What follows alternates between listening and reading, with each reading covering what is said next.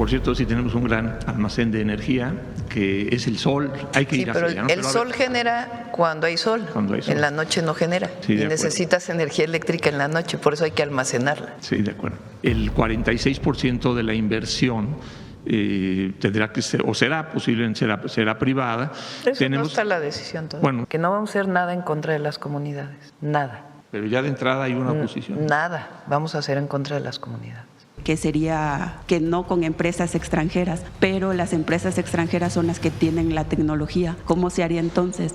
Es que hay muchas maneras de contratación. Y además yo no dije va a ser con contratos mixtos. Me preguntaron, ¿lo va a explotar solo Pemex o puede haber otras opciones? Y dije, también puede ser que sean contratos mixtos. La compañía de Reforma me dijo, oiga, pero eso va a ser una dependencia tecnológica. Y dije, bueno, México depende tecnológicamente en muchas áreas. ¿Queremos que aquí se fabriquen baterías? Sí, pero pues importamos una parte de China. Ayer me presentaron el avance de la aerolínea, me decían, de los 7 países del mundo que más autos produce, México es el 7º país en la producción de automóviles, México es el único país que no tiene una marca propia. ¿Qué nos hace pensar nuevamente en el gas no convencional? Durante muchos años dijimos, no es necesario el gas no convencional y tiene impactos ambientales graves, sobre todo relacionados con el agua. Utiliza mucha agua y se contamina el agua.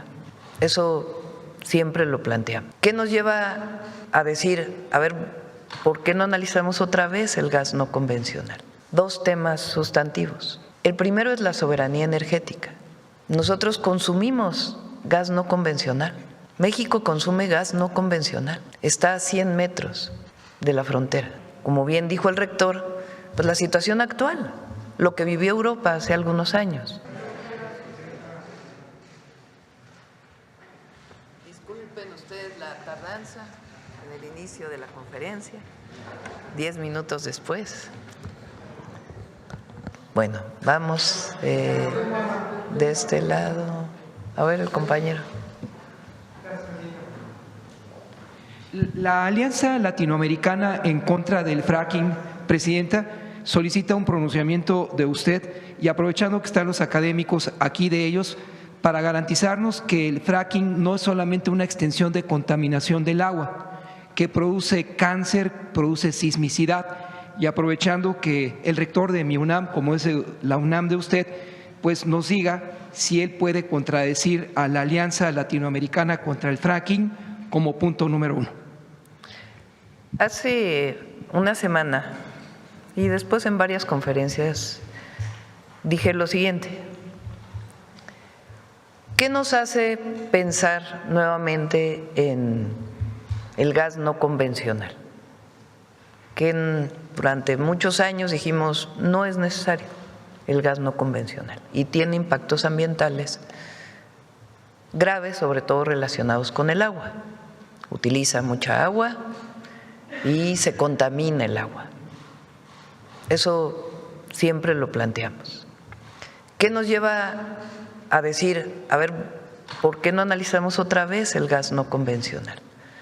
2 temas sustantivos. El primero es la soberanía energética. Nosotros consumimos gas no convencional. México consume gas no convencional. Está a 100 metros de la frontera, nada más que está en Texas. 75% del gas que consume México es gas no convencional, solamente que se explota en Estados Unidos. O sea, ya estamos consumiendo gas no convencional. Eso es lo primero. Lo segundo, bueno, y con la soberanía, como bien dijo el rector, pues la situación actual, lo que vivió Europa hace algunos años. Por supuesto que tenemos muy buena relación con el gobierno de Estados Unidos y queremos seguir teniendo muy buena relación y lo vamos a seguir haciendo.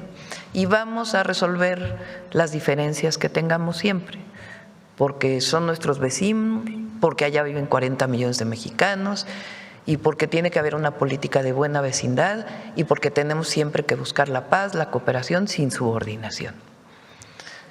Pero nosotros tenemos que ver por la soberanía de nuestro país energética, igual que Estados Unidos ve por la soberanía energética de los Estados Unidos. Entonces eso es lo primero, consumimos 75% del gas que consumimos. El 75% del gas que consumimos es gas no convencional, solo que viene de Texas. Segundo, en varias reuniones que hemos tenido con el equipo, Pemex, el Instituto Mexicano del Petróleo, el Instituto Mexicano de Tecnología del Agua, lo que hemos estado observando es que hay una innovación enorme en este tema, que permite que ya no se usen químicos tan contaminantes, que se usen químicos biodegradables y también el reciclamiento de agua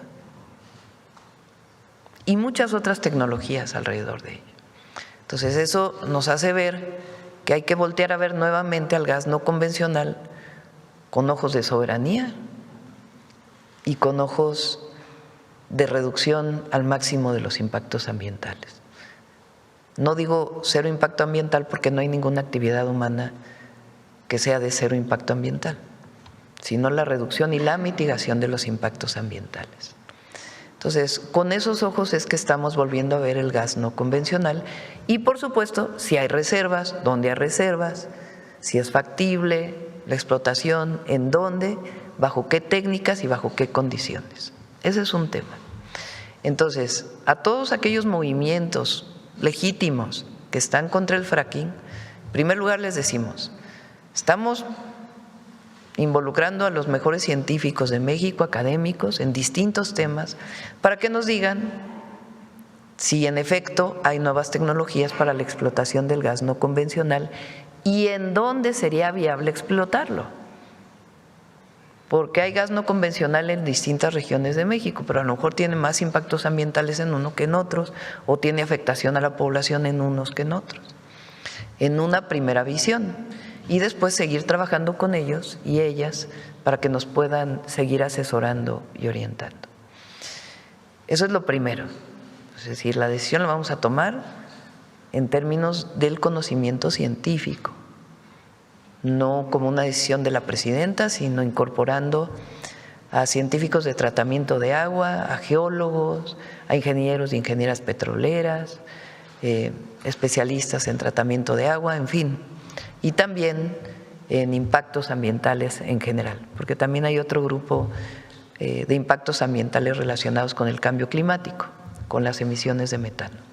Entonces es un grupo interdisciplinario que queremos que nos ayude a ver si en efecto hay nuevas técnicas, innovación de técnicas y qué impactos puede tener y en dónde sería en todo caso factible.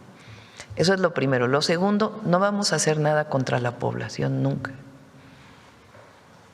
Tenemos que, si se decide explotar, como decía, en Coahuila, por decir algo.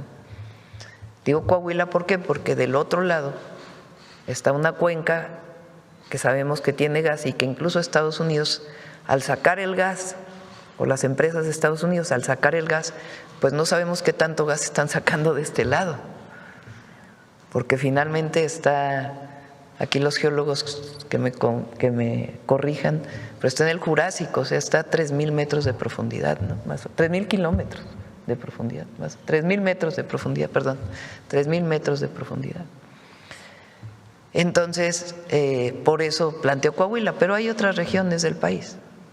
Entonces, si vemos que es factible en esta zona, con esta tecnología, bajo estas condiciones, pues hay que hablar con la población de esa zona. Es decir, ¿estás de acuerdo? ¿No estás de acuerdo? Estos son los impactos que va a haber, cómo se incorporan las comunidades, qué beneficios habría para las comunidades en caso de que fuera así. No vamos a hacer nada en contra de una comunidad, no somos gobiernos de antes que olvidaban a las comunidades y que no las incorporaban en la toma de decisiones. Entonces, eso es lo que le decimos a los grupos que durante muchos años han luchado contra el fracking. Yo misma durante muchos años dije el fracking no, pero cuando veo las nuevas tecnologías, la situación del país en términos de la dependencia, pues lo peor que podemos decir es solo no, sino a ver, vamos a averiguar si en efecto hay nuevas tecnologías, menores impactos ambientales. Ahora, ¿estamos apostando el futuro de México a eso? No. Y por eso qué bueno que el rector de la UAM lo menciona, porque hay muchos otros desarrollos tecnológicos vinculados con lo que se llaman tecnologías verdes o renovables, que también el objetivo es orientarse hacia ellas. Lo que no queremos pues es cerrar la puerta al futuro de México y a la decisión soberana que tenemos que tomar pues en momentos en donde estamos viendo que cada vez dependemos más de un energético del exterior. Y la segunda y última pregunta, Presidenta. La antecesora de la Secretaria de Energía y ahora sucesora del exgobernador de Veracruz, Cuitlagua García, se pronunció por desarrollar 2 plantas nucleoeléctricas similares a Laguna Verde. ¿Cree que esa pudiera ser la alternativa? Bueno, la nuclear también tiene otros problemas, también ambientales y de otro tipo. Por lo pronto, estamos planteando las renovables e investigar si tiene una posibilidad viable en términos de sustentabilidad y de la propia geología y de costos, la explotación del no convencional. Solamente considera, para concluir, Presidenta, el tema de la región de Vaca Muerta en Argentina, que es deleznable, usted lo conoce, para que no se repita ese capítulo en México. Sí, hay varias zonas del mundo que explotan gas no convencional. Las más importantes son Estados Unidos, Canadá, Argentina, China, y hay otros países también que lo están viendo como opción. Entonces, por eso es no cerrar la posibilidad y tomar una decisión consensada también, informada, no una decisión de una ocurrencia, sino una decisión informada, y lo mejor que podemos hacer pues es acudir a nuestros propios científicos. Cuando Lázaro Cárdenas decide expropiar el petróleo, las empresas extranjeras le decían: no vas a poder, México no tiene técnicos, México no tiene desarrollo, nos vas a necesitar. Entonces, ¿a quién volteamos a ver? Pues a nuestras universidades, a nuestros institutos de investigación, a nuestros académicos. Hay este académico que está en Canadá, que mencionó Rosaura, ¿su nombre cuál es? ¿Aquí lo tienes? A lo mejor aquí lo tiene Rosaura. Carlos Herralde es mexicano, pero está en Toronto y conoce de este tema. Igual habrá otros mexicanos que están en otros lados que conozcan de estos temas y que nos pueden ayudar, es decir, no está cerrado el grupo. Entonces estamos acudiendo a los académicos, las académicas y por supuesto en su momento también pues a las comunidades. Repito, porque no vamos a hacer nada en contra de las comunidades. Vamos de este lado. Buenos días, Presidenta, buenos días a todo el panel. Eduardo Esquivel Ancona, Domo de Cristal. En Domo de Cristal hemos estado investigando qué alternativas hay para el fracking. Hay uno que se llama waterless fracking, fracking sin agua. Es a través de otros fluidos como el nitrógeno o el dióxido de carbono, pero no sé si como dicen, pueda matar más el remedio que la enfermedad en estos fluidos. Esa sería mi primera pregunta. ¿Alguien de los científicos que está por aquí quiere comentar algo? Adelante. Por aquí, acá.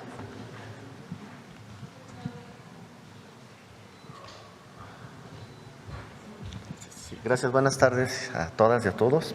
Efectivamente, en el Instituto Mexicano del Petróleo traemos proyectos de fracking con CO2 espumado o dióxido de carbono espumado.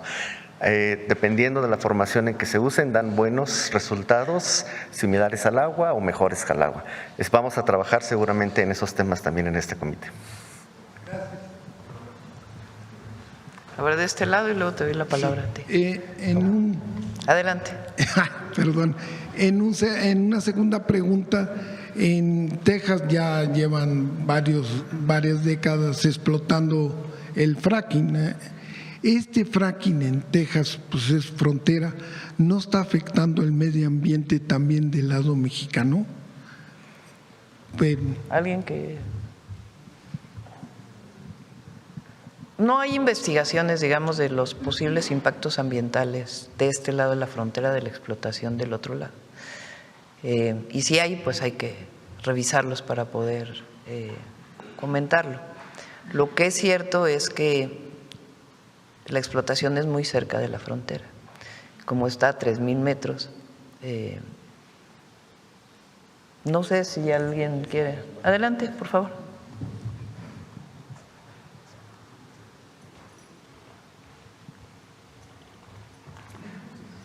Con su permiso, señora presidenta. Bueno, a la pregunta, yo vengo de la Universidad Autónoma de Coahuila, del Centro de Investigación en Geociencias Aplicadas, que está en la región norte del estado, y hemos estado trabajando desde hace cerca de 22 años en grupos interdisciplinarios también en los Estados Unidos, junto con el Instituto Mexicano del Petróleo, y hemos estado observando cómo funciona la industria de los hidrocarburos no convencionales en los Estados Unidos. Y como ya mencionaron, en su momento, aproximadamente hace como 40 años, empezaron a utilizar algunas técnicas que tenían baja eficiencia y sí generaron algunos problemas, pero con el paso del tiempo fueron mejorando mucho la tecnología, y al día de hoy, cuando ya se apertura la cuenca Eagle Ford en el sur de Texas, básicamente en esa región no han tenido accidentes que lamentar ni contaminaciones de fluidos, de acuíferos someros, ya que ellos están explotando agua de acuíferos salados o agua química, es un agua que no es potable, no se puede consumir, son fluidos que están circulando entre las formaciones a profundidades superiores a los 2,500 a 4,000 o 5,000 metros de profundidad. Entonces, cuando hacen ellos extracción de esa agua y esa agua la utilizan para hacer su fracturamiento hidráulico en las formaciones, pues no han tenido afectaciones, dijéramos, a los acuíferos superiores, y por otro lado esa agua también que han estado utilizando ellos para ese efecto, la van controlando en el fracking a través de nuevas tecnologías que, como ya mencionaron, actualmente existe sistemas robotizados que están midiendo constantemente el fracturamiento que se está dando, y pueden medir en tiempo real, en milisegundos, la velocidad a la que la fractura va creciendo, y de esa manera se evita que la fractura crezca más allá del yacimiento, porque una de las cosas que hay que cuidar también es no fracturar de más el yacimiento y perder el hidrocarburo. Entonces se está haciendo un trabajo muy específico en muchas de las áreas de explotación de los Estados Unidos, y a la fecha no hemos escuchado ningún reporte de la Railroad Commission ni también el TCQ de Estados Unidos, donde también nosotros estamos participando a través del Eagle Ford Consortium en Estados Unidos y de otras organizaciones y universidades con las que colaboramos. No hemos escuchado ningún accidente o problema serio que hayan tenido. Realmente el fracking nosotros lo consideramos, con la tecnología actual, una tecnología que básicamente ya alcanzó un nivel de seguridad muy estable. ¿Es cuánto, presidente? En otra pregunta también relacionada con esto, ¿cómo está explotando? La semana pasada se habló de que Repsol todavía conserva un... No, están cancelados los contratos. Y el único que queda no tiene autorización para hacer más. Sí, lo que iba a preguntar es cómo estaban explotando, si Sí. era... Pero bueno, si ya no...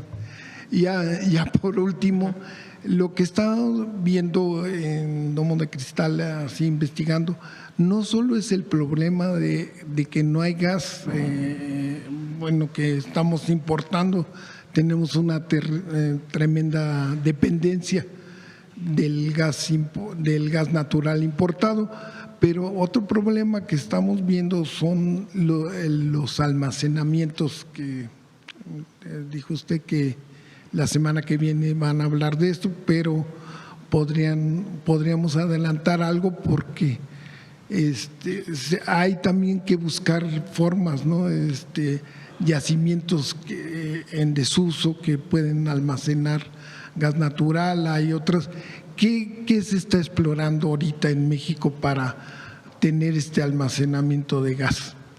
Si quieren nos concentramos ahora en el tema y el tema de el grupo de investigadores y después seguimos hablando en otras mañaneras de gas.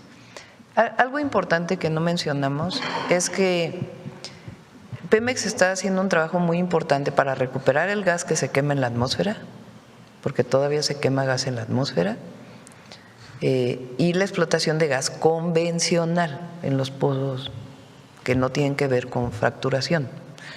Entonces, ese programa se está invirtiendo en ello y se está desarrollando.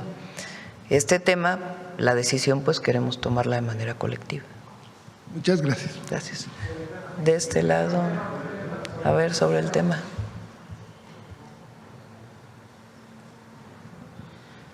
Buenos días, Presidenta. Ramón Flores, del Centinela Informa, y funcionarios y funcionarias que la acompañan, académicos y académicas. Presidenta, considerando las limitaciones técnicas, ambientales y de costos del fracking, preguntarle qué portafolio de tecnologías y fuentes como renovables, almacenamiento energético, modernización de Pemex y en la Comisión Federal de Electricidad, así como eficiencia energética, está priorizando su administración para sustituir la producción potencial de hidrocarburos no convencionales y asegurar la soberanía energética, y bajo qué métricas de autosuficiencia, reservas y seguridad del sistema se evaluará su viabilidad en el mediano y largo plazo. Son cerca de 15,000 megawatts, ¿no? ¿O más? 16,000 megawatts. A ver, Emilia, ¿por qué no nos platicas de qué tamaño es el sistema eléctrico nacional y cómo va a crecer?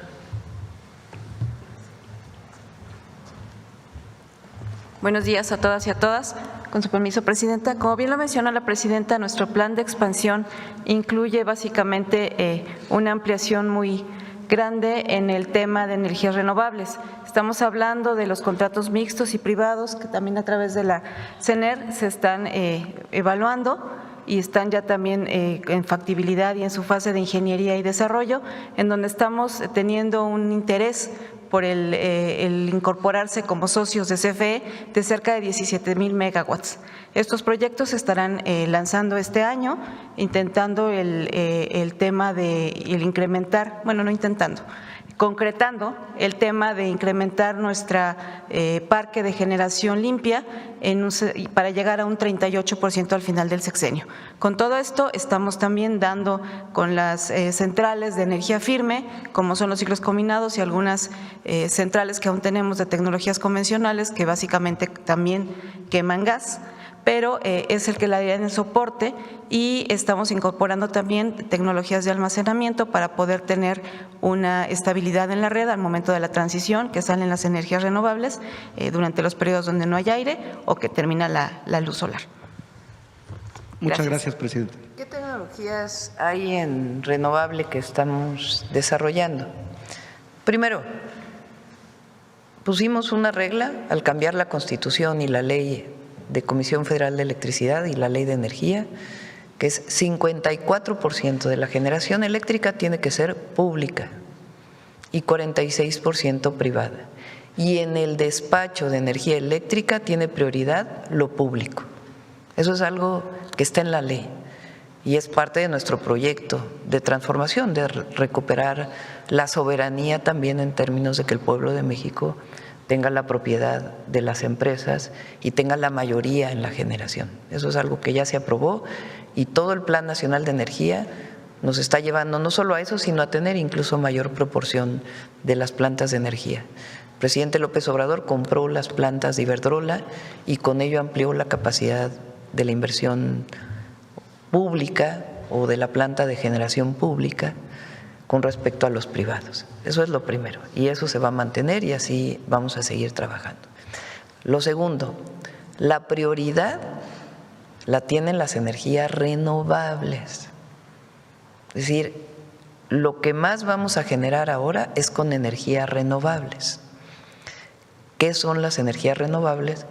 Pues las que la fuente primaria de energía es hasta cierto punto infinita, porque el sol pues siempre va a estar ahí, el viento siempre va a estar ahí, el calor de la tierra siempre va a estar ahí. Entonces la biomasa que puede utilizarse bajo ciertas condiciones también siempre está ahí. La basura pues se puede utilizar siempre también bajo ciertas condiciones ambientales. ¿Cuáles son las fuentes que estamos desarrollando más? La solar, el sol, con distintas tecnologías también, la eólica, el viento, la geotermia, el calor de la tierra, esencialmente. ¿Qué estamos poniendo como condición? Bueno, y la repotenciación de las plantas hidráulicas que ya existen. ¿Qué estamos poniendo como condición? Que todas tengan almacenamiento de energía, es decir, baterías. ¿Qué tipo de baterías? También hay distintos tipos de baterías. ¿Para qué sirven las baterías? Cuando está el sol se genera electricidad, pero también la puedes almacenar en las baterías.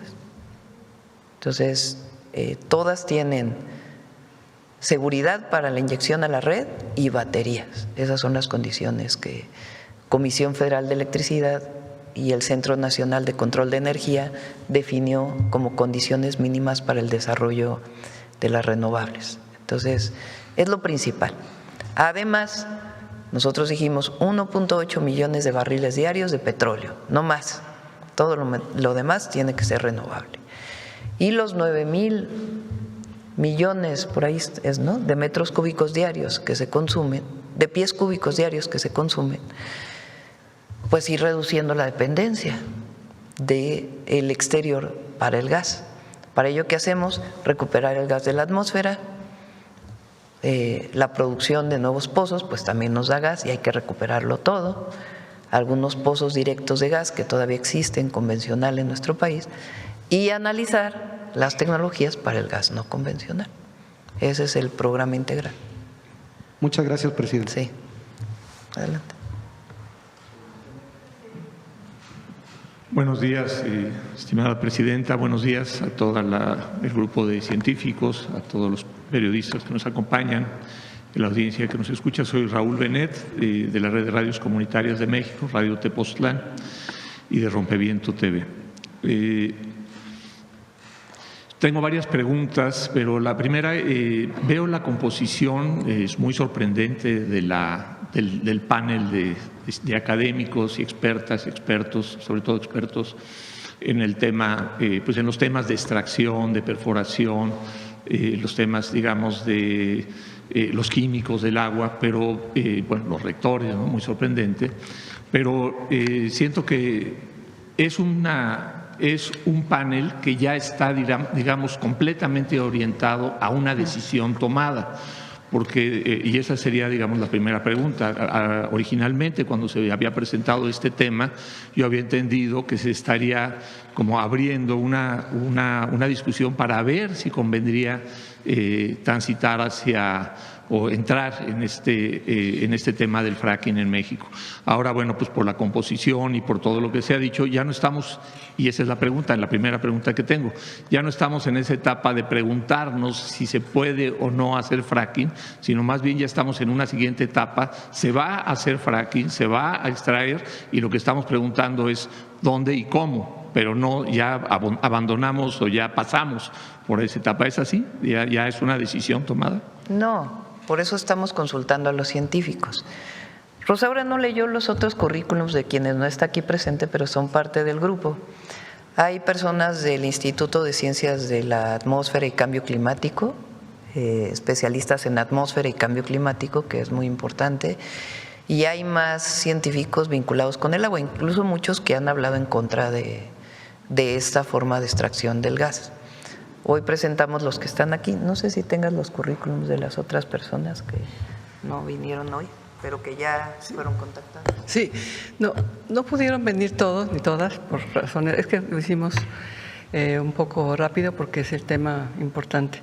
Pero los científicos y las científicas tienen diferentes posiciones, evidentemente, en este tema también. Y la idea de la presidenta es formar un grupo donde inclusive ella me pidió, incluye a gente crítica. Incluimos de todo. Y hay personas que se dedican, mencionaba la doctora, al Instituto de Ciencias de la Atmósfera, donde hay un grupo muy importante de cambio climático, por ejemplo. Está Telma Castro, por mencionar algún ejemplo, no pudo venir, pero hay gente de todas las áreas. Ahora, no hay una decisión tomada, pero sí hay una necesidad de entender el tema desde la ciencia, desde el conocimiento. El conocimiento avanza día a día, todos lo sabemos, y cada vez más rápido. Y ha habido, ya han visto, yo soy bióloga, soy filósofa de la ciencia, no trabajo este tema. Sin embargo, sí he visto cómo han cambiado las tecnologías en muchísimos temas que antes eran impensables. ¿Sí? Entonces, me parece que esperemos que este panel discuta, se pongan de acuerdo y les vamos a entregar sus conclusiones, pues por lo menos la primera parte en 2 meses, que nos pidió la presidenta. Son 12 por lo pronto. Sí. Son 12, ¿no? 12, sí, son 12, pero tenemos otras personas también. Están la gente de Coahuila, que vino un representante, pero hay otros. En total eran 17 personas que tenemos. Gracias. Miren, les voy a poner un ejemplo. Perdón que, pues, como es mi tema, la energía. Cuando yo estudié la maestría, yo salí de la Facultad de Ciencias donde nos conocimos, con Rosaura también. Entré a la Facultad de Ciencias en 1981, venía del CCH Sur. Y salí de la Facultad de Ciencias, me recibí hasta el 90, por cierto, para todos los que… porque tuve a mi hija, en fin, terminé mis materias por ahí del 86. Y después me metí a la maestría en Ingeniería en Energía. Cuando yo estudié la maestría, entré creo que en el 90 a la maestría, si mal no me acuerdo, 89, no sé, por ahí. Creo que 89. Había un ingeniero que daba clases ahí. Bueno, con Víctor nos conocimos desde la Facultad de Ciencias y luego en la maestría y luego él se fue al doctorado a Francia y yo me fui a Estados Unidos. Víctor es más grande que yo, por cierto.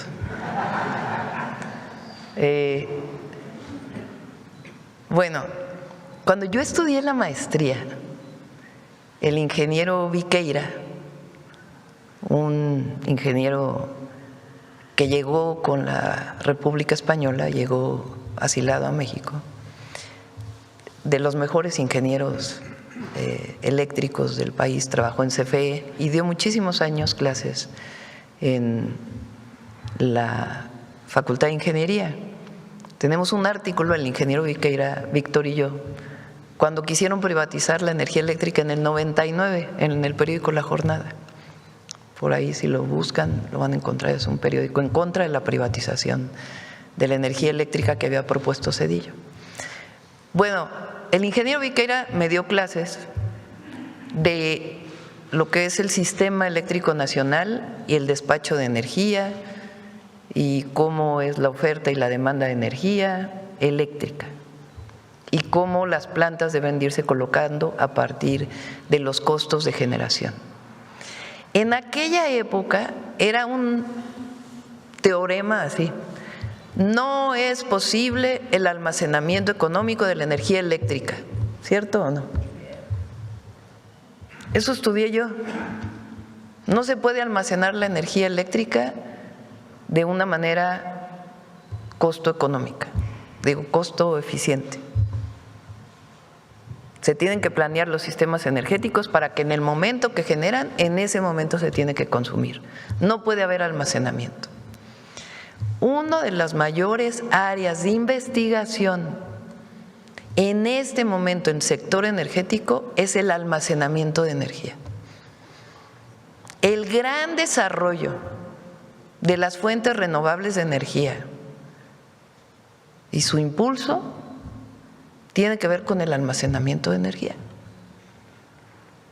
Entonces, por supuesto que hay nuevos desarrollos tecnológicos y del conocimiento. Y eso es lo que queremos, pues que el nuevo desarrollo científico, tecnológico, que nosotros desde el gobierno, aunque hayamos estado en la ciencia y en la academia, pues no nos da tiempo de estar en eso porque estamos gobernando para el pueblo. Pero hay muchos académicos, muchas instituciones académicas extraordinarias en nuestro país que nos pueden ayudar. Entonces, por eso es este grupo interdisciplinario. Yo todavía le di clase a Juan Vidal, es mi alumno de doctorado, trabaja de subsecretario de hidrocarburos en la Secretaría de Energía. Creo que todavía les enseñé eso, ¿no? Que no se podía almacenar. O sea, ya de maestra del posgrado de ingeniería, todavía yo enseñaba eso. No les estoy hablando de tantísimo tiempo. Entonces, por eso no nos cerremos, veamos si es factible. Como otras tecnologías, no es solamente el gas no convencional. Estamos trabajando también con las instituciones académicas en todo el Plan Nacional de Energía. Gracias, presidente. Entonces entiendo a lo mejor que no es una decisión tomada, pero digamos hay un gran interés en avanzar hacia allá. Y, por cierto, sí tenemos un gran almacén de energía que es el sol y ese hay que ir hacia allá, ¿no? El sol genera cuando hay sol, en la noche no genera. Sí, y necesitas energía eléctrica en la noche, por eso hay que almacenarla. Sí, de acuerdo. Pero entonces no es una decisión tomada, estamos yendo hacia allá, se está buscando cómo sí hacerlo y en ese sentido mi siguiente pregunta tendría que ver con el hecho de que, bueno, el comité, la comisión, el grupo de científicos, pues sí está muy claramente formado, si bien se ve que hay algunas otras personas, como dice la doctora Rosaura, que pueden ser críticas o que han tenido una visión crítica y otras personas que están más relacionadas con temas de cambio climático. Sin embargo, la comisión en su conjunto se ve que es muy fuertemente favorable. Y bueno, de hecho, hacia la fractura hidráulica. Así está conformada, aunque podría haber algunos que fueran críticos, ¿no? Sin embargo, a mí me parece que hay temas que cuando menos no se han visibilizado o están muy marginados y que deberían de estar siendo centrales, ¿no? Todo el tema, por ejemplo, de la oposición social que ya ha habido y no, digamos, nada más basada en mala información ni nada, sino que existen organizaciones, comunidades indígenas, no solo organizaciones, digamos, como la Alianza Mexicana contra el Fracking y muchas otras que tienen una larga trayectoria y también tienen ciencia muy, muy fuerte, sino que también ya de entrada sabemos que hay una cantidad importante de comunidades que han sufrido los daños ya por lo que se hizo en el pasado y que están totalmente opuestas. O sea, ya no es una cuestión de imaginarnos que puede llegar a haber una oposición. Entonces, en términos de la composición de la comisión, yo sí veo que le falta una parte, o cuando menos no se ha visibilizado, muy sólida en términos de lo social, ¿no? Y también en términos de impactos, por ejemplo, en salud. Nos dice el ingeniero que nos hizo favor de dar una respuesta, que en particular en esta cuenca de Eagle Pass en el sur de Texas no ha habido accidentes graves, pero sí tenemos, hay más de 2.500 reportes agrupados en los Estados Unidos de los impactos sociales, ambientales y en salud de las actividades a lo largo de estos años de la fractura hidráulica. Entonces preocupa el hecho de que cuando se hace esta pregunta la respuesta vaya en esa dirección, cuando sí existe evidencia científica que debería de estar al alcance y que está al alcance porque es pública de todos los impactos que sí ha tenido, que son graves en algunos casos, que están publicados por revistas con pares, con las revistas de más alto nivel académico de los Estados Unidos, de los graves impactos. Entonces el hecho de que ya de entrada la comisión responda parcialmente a este tipo de problemas. No es una respuesta de la comisión, es una respuesta de un científico de Coahuila especializado en el tema que te da esta adhesión. Habrá otros que tienen otra experiencia. Sí, sin embargo, sí creo, y la pregunta tiene que ver con eso, o sea, de dónde o hacia dónde estamos yendo con esta comisión, con todos estos impactos, particularmente y con toda esta situación social. Yo me esperaría ver ahí no solo a expertos en temas de salud, pero sobre todo expertos y a responsables en temas de consulta indígena, de participación ciudadana. Pero eso se va a hacer. Se va a hacer. O sea, por eso yo dije que no vamos a hacer nada en contra de las comunidades. Nada. Pero ya de entrada hay una oposición. Nada vamos a hacer en contra de las comunidades, porque nosotros no somos así. Te pongo un ejemplo. Mi idea era que el Polo de Bienestar, de Desarrollo Económico, de Economía Circular, estuviera en Hidalgo, en Tula. Se trabajó con la comunidad, se hizo una consulta pública y la comunidad dijo, no, aquí no queremos ese proyecto aquí, queremos otros. Ah, muy bien. La comunidad dijo que no. Nos buscamos otro sitio en donde pueda haber otra posición.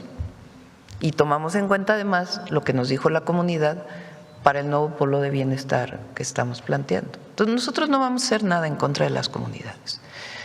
La consulta indígena la hemos hecho ahora que estamos haciendo los trenes al norte. Hemos hecho cerca de 100 consultas indígenas con las comunidades.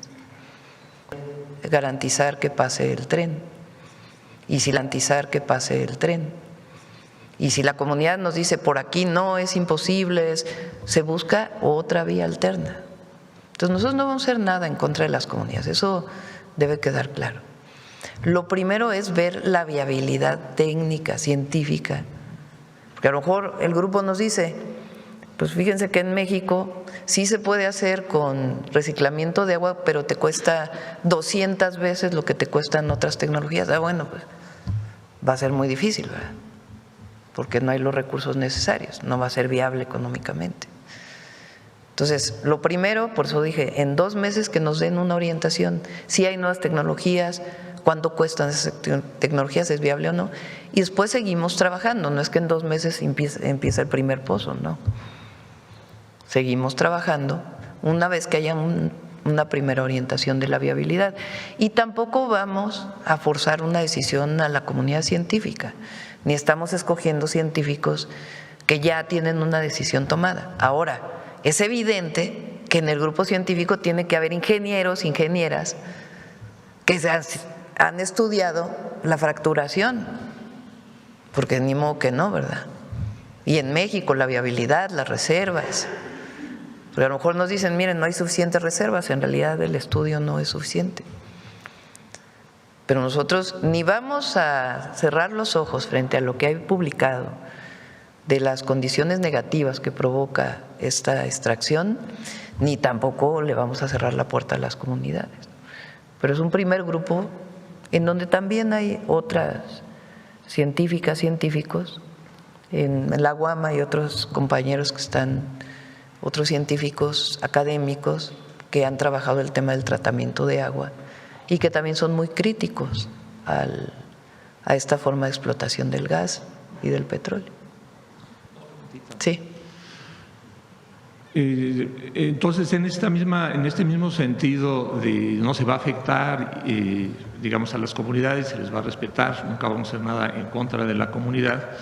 Yo quisiera preguntar, es un tema de importancia nacional, ¿no? Todo el tema de la soberanía energética está en la historia de México desde hace casi un siglo, es importantísimo, la sociedad está muy politizada, muy involucrada, desde la expropiación petrolera, supongo que desde antes, hay un gran interés en esta discusión, en el resultado de lo que presente esta comisión, de estos debates que se están dando porque son muy grandes. Y mi pregunta sería si se está contemplando, si sería pertinente, sería posible, yo creo que sería necesario, llevarlo a una consulta pública, las consultas, no solo las consultas de la Secretaría de Medio Ambiente o en este caso ASEA, o bueno, sí que es parte de la Secretaría de Medio Ambiente, o de las consultas indígenas, sino una consulta nacional, una consulta popular, y que una vez que se tengan, como yo pienso que se tendría que tener el resultado de esa comisión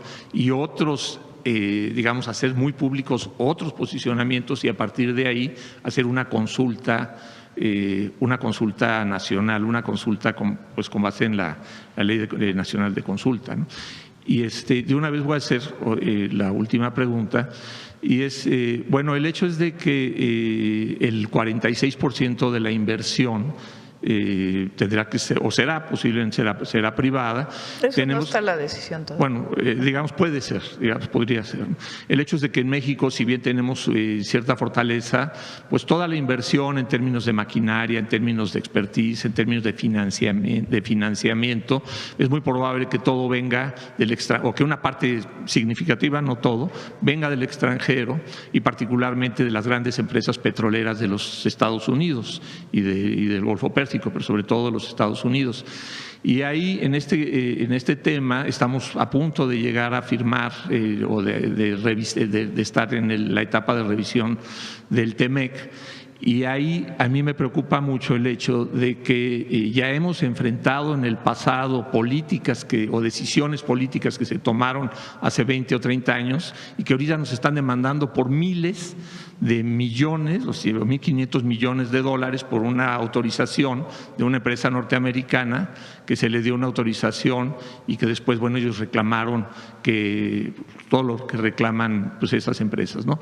Ahí preocupa mucho que ya estamos a punto de volver creo que esas cláusulas, el capítulo 14 y sus anexos 3 y 4 del TEMEC, pues siguen teniendo esta preferencia, digamos, o esta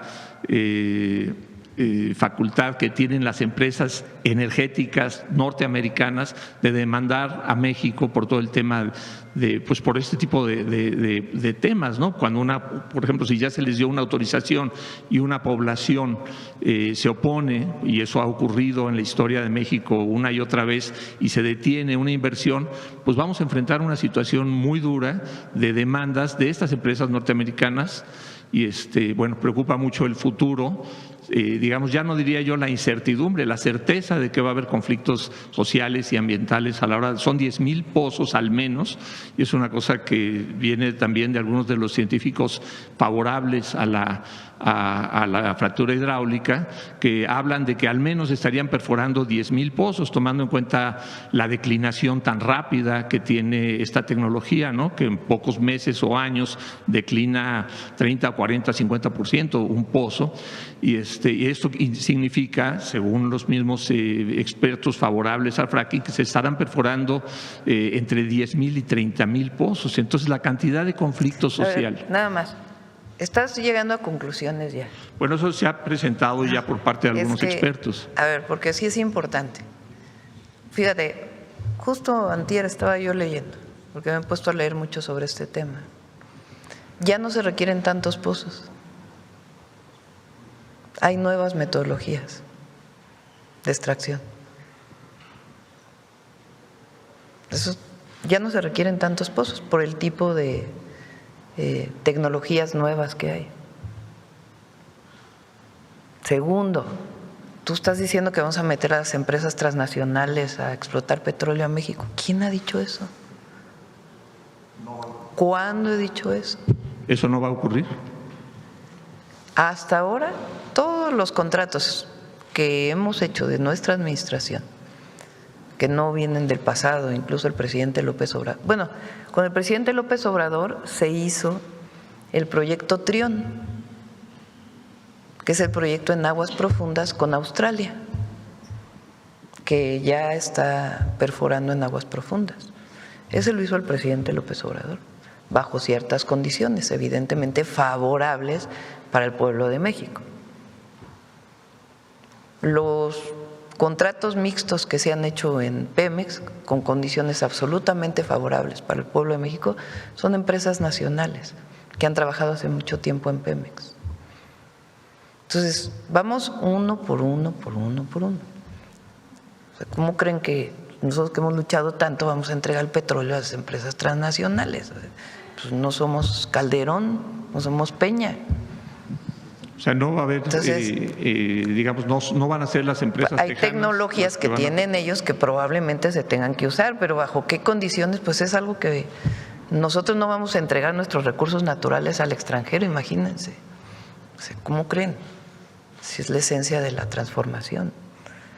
Lo que no podemos hacer es seguir dependiendo 75% de nuestro gas, de gas no convencional de Texas, y ampliar esa dependencia.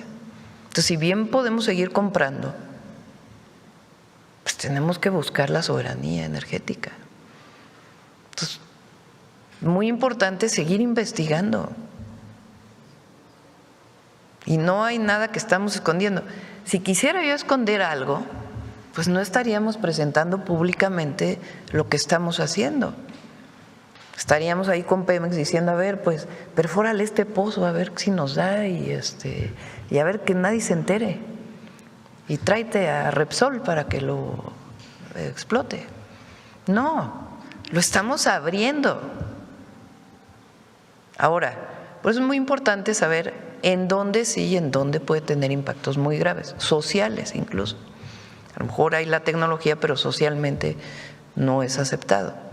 Una vez que también definamos en qué cuenca es factible realizarlo, pues también ahí debe haber una consulta en la zona a partir de las características que se desarrollan con las comunidades de la zona. Entonces, por eso vamos paso por paso y buscamos pues que sea lo más pronto posible, por si decimos sí y bajo estas condiciones, pues que tengamos tiempo para dejar un programa de largo plazo para el país. Sobre la consulta nacional. Pues hay que ver si es consulta nacional o es una consulta en la zona en donde puede haber esta explotación, porque finalmente van a ser las comunidades afectadas. Entonces, vamos una por una. Y a todos los grupos ambientalistas que se oponen a la fracturación hidráulica, lo que les decimos es vamos a tomar una decisión responsable y obviamente vamos a escuchar a todos. Y vamos a consultar en su momento pues también a las comunidades en donde sea factible desarrollar esta tecnología o no. A lo mejor en 2 meses nos dicen los científicos, ¿saben qué? Pues no, es muy caro, imposible. Solamente es factible económicamente lo que se hacía hace 20 años. No, bueno, pues ese sí pues va a estar muy difícil. Pues muchas gracias, presidente. Gracias, Ramón. Gracias. Bueno, vamos una más por acá y si quieren, yo creo que hoy vamos a cerrar con esto y si le parece a Luz y a todos los demás, porque si no, la otra parte del gas lo presentamos el próximo miércoles. A ver, la compañera. Buenos días, presidenta. Elia Cruz de La Hoguera. Solo quisiera hacerle unas preguntas de precisión sobre el tema. Decía hace un momento que no se iniciará como de inmediato la explotación en caso de que haya una opinión favorable a este fracking de bajo impacto. Entonces, ¿cuándo se iniciaría?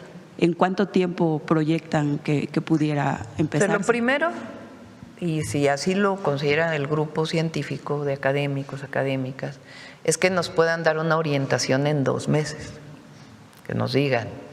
Sí es factible hacerlo, pero para disminuir los impactos ambientales se requiere reciclamiento del agua. O sí es factible hacerlo, pero con el CO2 espumoso. No sé si se dice así, espuma de CO2. Sí es factible hacerlo, pero bajo estas condiciones.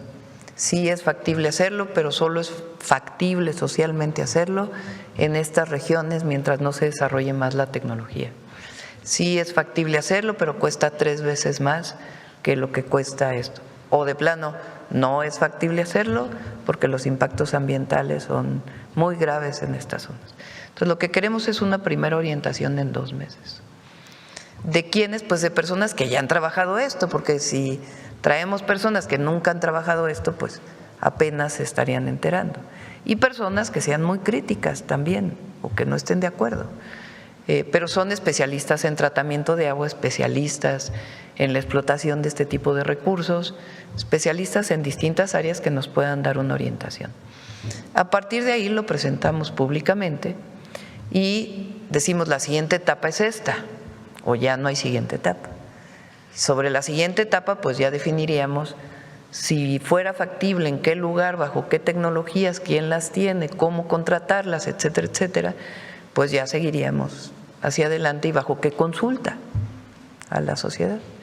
Pero ahora mismo no hay un tiempo En este estimado. momento no hay una explotación de gas no convencional. Por eso pusimos 2 meses, que nos puedan dar una primera orientación. Estamos en abril, en junio, hacia finales de junio, digamos, principios de julio, que nos den una primera orientación y a partir de ahí ver si vamos al siguiente paso y cuáles serían los siguientes pasos en caso de ser positivo. Presidenta, la semana pasada usted mencionaba que se plantearía un esquema de contratos mixtos en caso de que fuera factible. Ahorita mismo le comentaba al compañero que sería que no con empresas extranjeras, pero las empresas extranjeras son las que tienen la tecnología. ¿Cómo se haría entonces? Es que hay muchas maneras de contratación y Pemex las tiene de toda la vida. Entonces puede contratar una tecnología, no necesariamente el beneficio del petróleo asociado a la contratación de la tecnología. Y además yo no dije va a ser con contratos mixtos. Me preguntaron, ¿lo va a explotar solo Pemex o puede haber otras opciones? Y dije, también puede ser que sean contratos mixtos. ¿Y bajo qué condiciones? Pues también hay que revisarlo. Entonces, incluso la compañía de Reforma me dijo, oiga, pero eso va a ser una dependencia tecnológica. Y dije, bueno, México depende tecnológicamente pues, en muchas áreas. En la generación eléctrica compramos todas las turbinas. Hay producción que no hay en México, que solamente hay en el extranjero y la importamos. En fin, para mucha de la producción en salud, los tomógrafos pues no se producen en México, los compramos de Europa. Que deseamos que se fabriquen en México, sí, por eso es el Plan México. Pero por lo pronto pues sí dependemos de muchas empresas en la tecnología. Primero, no toda la tecnología la tiene el Estado. Y segundo, pues hay tecnología diversa de tratamiento de agua, de explotación de petróleo, de, bueno, las renovables. La mayoría de las baterías en el mundo las fabrica China. ¿Queremos que aquí se fabriquen baterías? Sí, pero pues importamos una parte de China, porque si no, no podría haber coches eléctricos, porque no podríamos importar esa tecnología. Entonces, somos un país abierto al mundo y desde toda la vida se ha utilizado tecnología. ¿Qué deseamos? Que haya transferencia tecnológica, sí. Por eso nuestra visión, incluso la UNAM nos está ayudando en esto, con la Facultad de Economía, estamos diseñando de largo plazo una política industrial para el país que nos permita pues, que se produzca más en México y que la ciencia y la tecnología de nuestro país nos permitan desarrollar también al país. Por eso es el autolínea, para que nosotros, ayer me presentaron el avance de la autolínea, me decían, de los 7 países del mundo que más autos produce, de los 7 países, México es el 7º país en la producción de automóviles, México es el único país que no tiene una marca propia. Todos los demás, Estados Unidos, China es el primero, Estados Unidos el segundo, India, Europa, Alemania, en Europa, Corea, todos tienen una marca propia, nosotros no. Había una marca propia en la época del desarrollo estabilizador o del milagro mexicano posterior que se hizo el American Motors. El Renault era mucho diseño mexicano. Nada más que todo eso se vendió, se abandonó esa política en México. Entonces, ¿qué queremos? Pues tener nuestro propio vehículo, nuestra marca. Ahí vamos, poco a poquito. Que mientras tanto vamos a tener que importar muchos componentes porque no se hacen aquí, pues sí, pero la idea es que poco a poco sea 100% nacional. Pero en todas las áreas hay importación y hay patentes de tecnología. Las medicinas que tomamos, las que compramos para el sistema de salud de nuestro país, pues son patentes, muchas de ellas internacionales. Todos nos inyectamos en su momento con una patente de AstraZeneca, una patente de Pfizer, una patente de Sputnik, una patente de Cuba. Pues, ¿qué queremos? ¿Que haya patentes mexicanas? Sí, por eso la vacuna patria, que seguimos trabajando en ella, en la planta sobre todo de producción, que es lo que todavía se tiene que desarrollar un poco más, pero la patente está.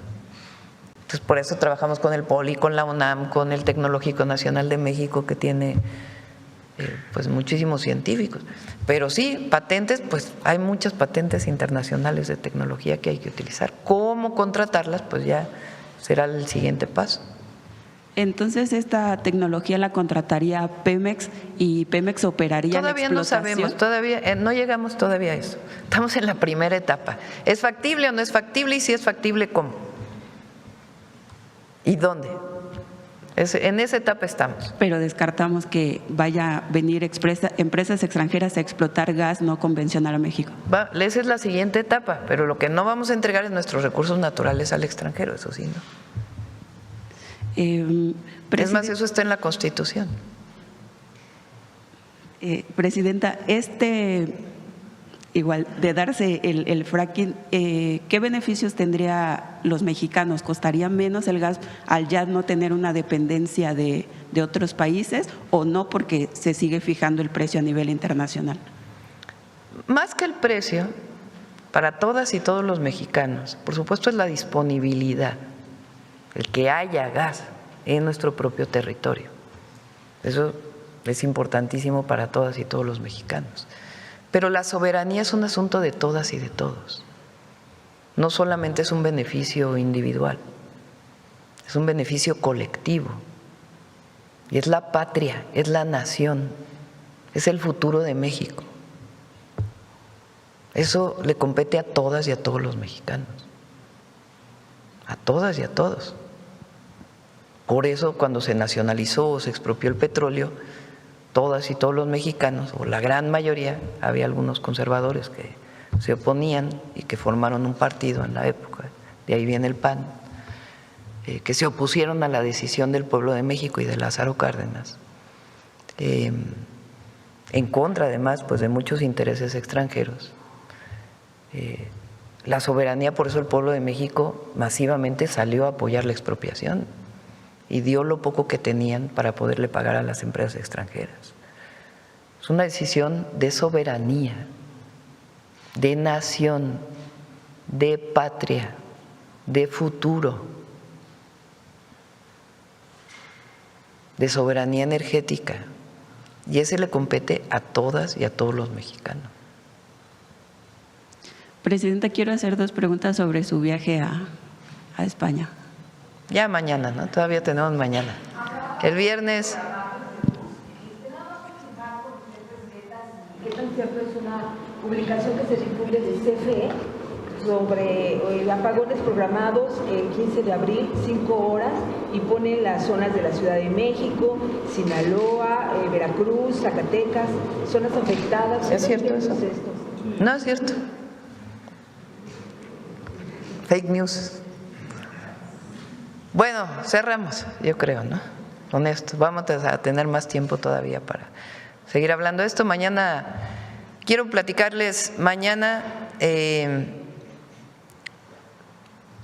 incluso traíamos las gráficas hoy del tema de la inflación, del tema del PASIC, la canasta básica, del trabajo que hizo Profeco con las gasolineras, de los acuerdos a los que hemos llegado. Afortunadamente hoy el precio del barril está a $88, estaba a 100, hoy está a 88, y todos hacemos votos porque se resuelva el conflicto o la guerra en Medio Oriente. Bueno, gracias a todas y a todos. Buen día. Véngase para acá con la foto.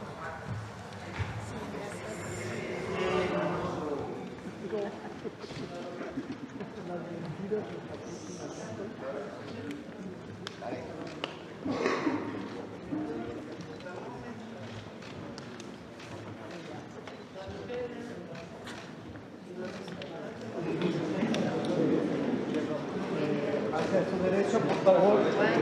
Más a su derecho, por favor. Quiten el atril. Más juntitos. En el atril, quiten el atril. Zapatitos adelante. Así, por favor, sí.